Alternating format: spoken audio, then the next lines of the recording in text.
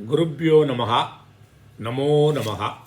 Class 22, Session 22 of Sanskrit Language and Grammar. In this, we will see how the letter E is added in between the verb root and the suffix. Right?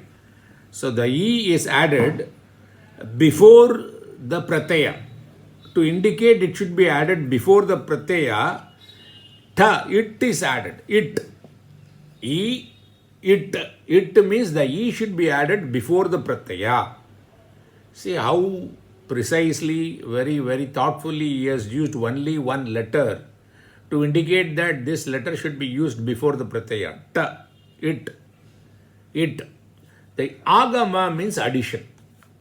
Mitravat Agama means when the friend comes to our house, he will also be with us, we will also be there. But the enemy comes, we will move away or he will drive us out. So Agama means addition. So when this E comes in between the Dhatu and the Pratyaya, the Dhatu will be there, the E will be there, the Pratyaya will be there. So it Agama. In Sandhi, Sanskrit Sandhi, it plus Agama will become Idagama. Jalam Jashonde. That's a sutra. So it becomes Idagama. So today we are going to see Idagamaha. So Idagama, Patanjali covers this chapter from sutra number 728 to 7278. 7th chapter, 2nd pada, from 8th sutra to 78th sutra covers all restrictions, implications, everything about this Idagamaha. So what is Idagama? Idagama means E is the letter is added in between the verbal root and the suffix. So what are the conditions for this? For which there are two conditions. One, since it is added in between the Dhatu and Pratyaya, so I will start telling in Sanskrit words. Dhatu means verbal root, Pratyaya means suffix. So if I keep using the word Dhatu and Pratyaya, it will become, it will get imprinted in your mind. So the E is added in between the Dhatu and Pratyaya, right? So what are the two conditions? The Dhatu should be qualified for E addition. Similarly, the Pratyaya should be qualified for E addition. So, when both the mother and father, they are competent, then they give birth to a child. Similarly, that. So, the E gets added. So, the Dhatu should be qualified for E augmentation, and the Pratyaya should be qualified for Ega augmentation. So the Dhatus which are qualified for E augmentation is known as Set. Sa it. With it, that means. So if you see the Dhatu Pata, the list of verbal roots, it is mentioned, it is given ready-made. Like we saw that Bu Dhatu is Set. Set means it is qualified for it Agama. Anit means not qualified. Wait means both the forms will be there optionally. So the first condition is the Dhatu should be qualified for it Agama. That means the Dhatu should be Set Dhatu. And second, the Pratyaya should be qualified for E, the letter E addition. So what are the Pratyayas qualified for E addition? Definitely Sarvadhatuka Pratyaya, they are not qualified. Outright you can reject it. If either of them, either the Dhatu or Pratyaya is only qualified for E Agama, the Dhatu is qualified but the Pratyaya is not qualified, then also the E will not be added. The Pratyaya is qualified, the Dhatu is not qualified, then also E will be added. Both should be qualified. So the Dhatu should be Set Dhatu, the Pratyaya should be Ardha Dhatuka Pratyaya. What is Ardha Dhatuka Pratyaya? Which is not a Sarvadhatuka Pratyaya. What is Sarvadhatuka Pratyaya? Ting Shit Sarvadhatukam. We saw that, right? Think pratyaya. That are 18 think pratyas are there. Atmanepada pratyaya 9, Parasmay pratyaya 9. They are there, right? And shit. Shit means any pratyaya which have the sha letter as a it letter. It letter means which is removed, which disappears.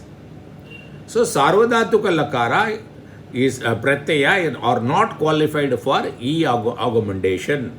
So only Ardhadhatuka Lakara pratyayas are eligible for E augmentation. But what are there is sub condition? What is sub condition? The Sarvadhatuka Ardhadhatuka pratyaya should start with the letter Val. Val is an abbreviation.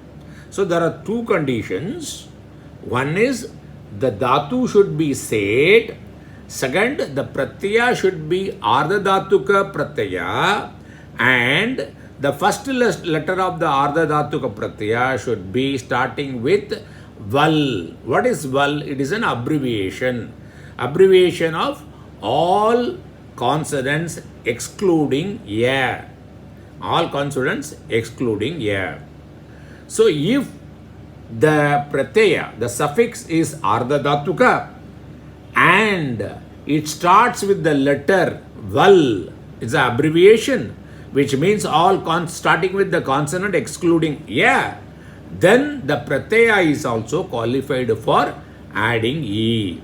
When the pratyaya is qualified and the dhatu is qualified, then E will get added. That's all. Understood now? So far so good.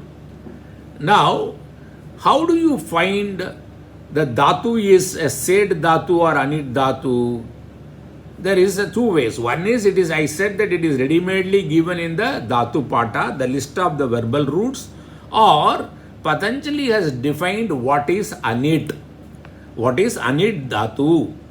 Then whatever is not anit dhatu, by default, by deduction, it is a said dhatu. What is anit dhatu? He says that any dhatu, verbal roots, which have only one vowel, and that vowel is also anudata swara, then that is called anit. So whatever is not anit is said. Means what?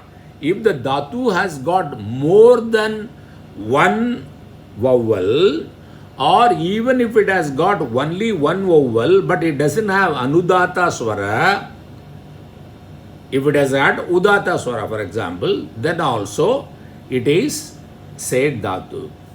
Said dhatu. It is said dhatu. So now you know how to identify said dhatu. One, through the rules, Sutra from Panini, which defines what is anit, and by deduction all other dhatus are. So what is said dhatu? A dhatu which has more than one vowels, and suppose if it has got only one vowel, it should not be anudata swara. That's all. So now you identified what is the said dhatu, and also you identified what is the E-qualified pratyaya. That is, it should be ardhadhatuka pratyaya and it should start with the letter Val, abbreviation Val. If these two come together, then E will be added. Simple. So why now we have completed major attributes of a verbal root to form a verb. With this, with what? With E, Agama, and Vikarna Pratyaya and Think Pratyaya, adding that to the verbal root, we can form verbs. So various forms of verbs are derived like this. So with this session, we conclude the formation of verbs.